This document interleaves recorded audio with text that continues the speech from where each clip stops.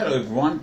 If in the last video we talked about the fundamentals of photography, now we are going to talk about how we control the shutter speed, the ISO and the aperture. Now in DSLRs we have different modes in which we can control all this, but how do they work and which one to use and why? In most digital cameras we have auto mode. Now this might be simple to use, you just put your camera into auto. However, the image that you get is just what the camera wants. Of course, the auto modes may have some different scenes through which you can choose portrait mode, landscape mode or sports mode, but that will not give you enough creativity, enough freedom for your creativity.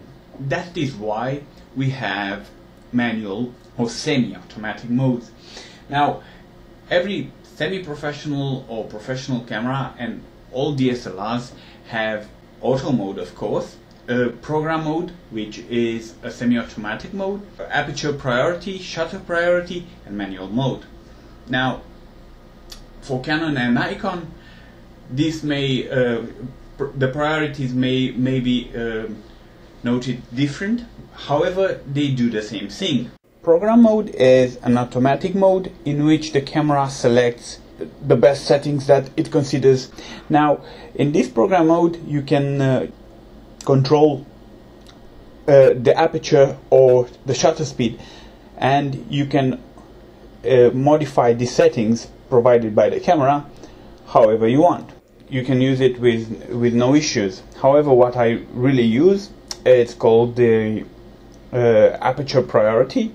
In this mode you would select the aperture while the camera will set your shutter speed. Now in Nikon's it's called A, and in Canon it's called AV, aperture value or something like that, but basically they are doing the same. Now in this mode you are selecting the aperture while the camera is setting your shutter speed. Now you would have to check and pay attention to the shutter speed, as this might be too slow for your shots. Now the other priority is shutter priority. Now for Nikon's it's noted as S, but for Canons it's TV for time value. And this what actually does, it is controlling the shutter. As you increase and decrease the shutter, the aperture is selected automatically. Now this is useful when you are interested in controlling just the shutter. Now the last mode, the last mode is the manual mode. Now manual mode gives you full control over the controls. Now you can change the shutter speed, the aperture. However, you will need to look at the exposure if you have the correct exposure. But manual will give you the best quality, or would give you the best control over your image. Now I've talked about aperture, I talked about shutter speed, but why haven't I talked about ISO? Now from my point of view, I consider ISO the last resort. For example, you have an underexposed picture, but these were the settings that you wanted based on the ISO, or based on the aperture and the shutter speed. Then you would increase your ISO. As mentioned in the other video, the ISO is the last thing you want to deal with, because while increasing the ISO you are losing some image quality. Basically, these are the modes in which you control your camera. There is no rule whether to use shutter priority or aperture priority or manual mode. You will need to adapt to the conditions in which you are shooting.